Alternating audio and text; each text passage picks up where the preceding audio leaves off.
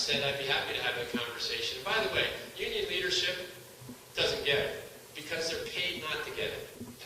It's their job. Their job is to go get the best deal for their members. I understand that. That's the way it works.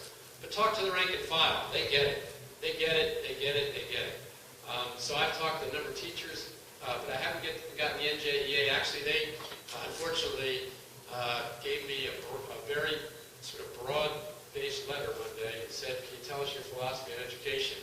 And about 3 weeks later, they endorsed John Corzine. I mean, I wasn't quite sure whether this was a real effort to engage us or not, but I would welcome an opportunity to talk. I'm a believer, by the way, this isn't us against them. I've used the term for some time. I don't like to begin conversations by lobbing a grenade into the room.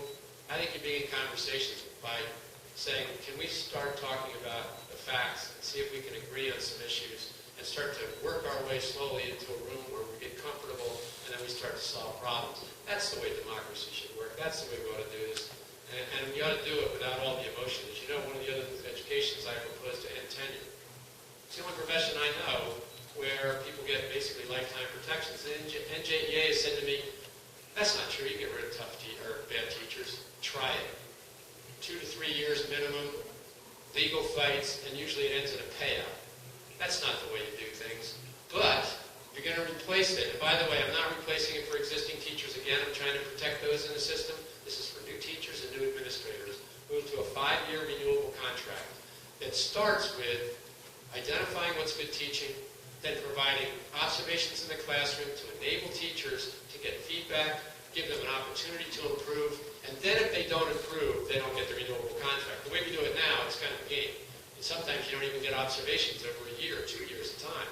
In some school systems, very little observation of teaching. So we have to make the system fair, but we need to make it accountable, and that's what's missing today in the education system. Okay. This question is on child abuse prevention. Since we already know the high cost of intervention, do you have plans to increase funding for prevention programs throughout the state? Again, absolutely, if we can afford it. And that's the tough question. I mean, I keep coming back to it. I hate to sound like a broken record, and I've done this again and again with people. I don't mean to sound this way, but just help me then. If you think that we have a way to do it, as I said in the debate the other day, that the tooth fairy might be coming.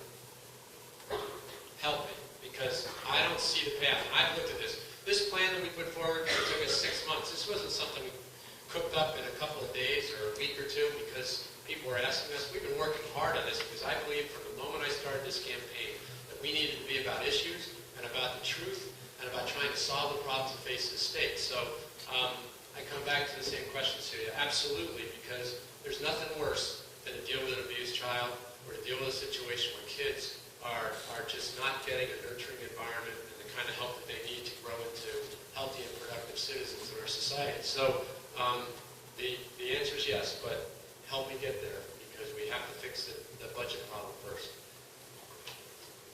And here's a question on taxes. Why would you recommend replacing a regressive tax, the property tax, with an even more regressive tax, the sales tax? Why not just increase the income tax? The income tax, increasing income tax is what's driving people out of the state. It's one of the biggest drivers, as well as the property taxes.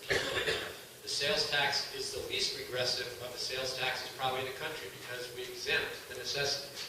And the expansion of the sales tax I'm proposing is going to fall primarily on upper middle income and higher income people with a lot of disposable income because they're the ones who use a lot of the services that we're expanding it to cover.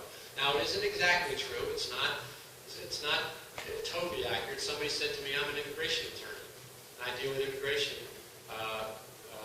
people in need of immigration assistance. And I said, well, how much do you charge them a year? Is it $5,000? And they said, no, it's probably about $2,500. I said, well, that's an extra $150 in that bill. And I said, and that's offset by a lot of benefits for the society that ultimately we can expand the economy and maybe make things a lot easier and provide at the same time some sort of path to immigration that's a little bit less onerous than it is today. And we need to do a lot on the immigration side that we can talk about if you want to. But I believe that the expansion of the sales tax is going to fall most heavily on people with disposable incomes that can afford to do it. Some people will pay a little bit more, but the offset and the increase in property taxes of $2,500 a year on average is a lot more than you'll ever pay in the expansion of the sales tax. I want to be mindful of your time. No? Okay, More questions? I will answer this, and you keep going, I'll stick around. So. We have a couple of questions on the issue of child hunger. One, start with one, second with more specific. Particularly in this economy, hunger is a growing problem in our state. What would you do to address childhood? What would you do to address childhood hunger? Or would you focus primarily on charity responses or strengthening federal feeding programs? And on the issue of federal feeding programs, the second question addresses that directly. Out of the 50 states, New Jersey ranks 46th for providing school breakfast for children who receive free or reduced price school lunch. How would you improve that?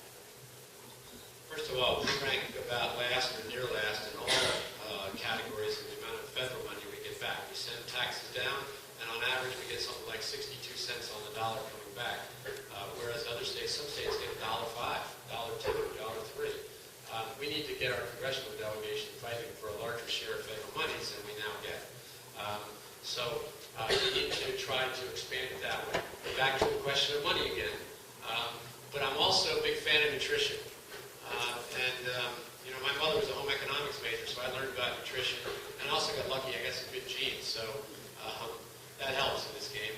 But as you know, when we do provide programs, we've got to do it in a way that is healthy and nutritious as opposed to sugar-based and the sorts of things we've been feeding our kids for a long time, because childhood obesity is probably one of the biggest problems that we face in this country right now. And overall obesity is, in the sense that, as you know, it's directly related to cancer, to diabetes, to heart attack, to stroke. I mean, that's a serious issue that faces us. So whatever programs we've got to make sure they're making it a nutritious program, not just putting food down a kid's mouth because that kid needs and is really hungry. That's an important part of it. But to expand the programs to the degree that it requires more money, I know, back to the budget problem.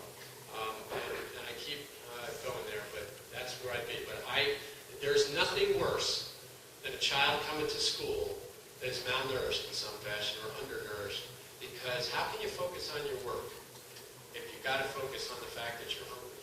So high priority for me, the work of Kathleen DiChiara and others over the years have been just short of remarkable, and we need to take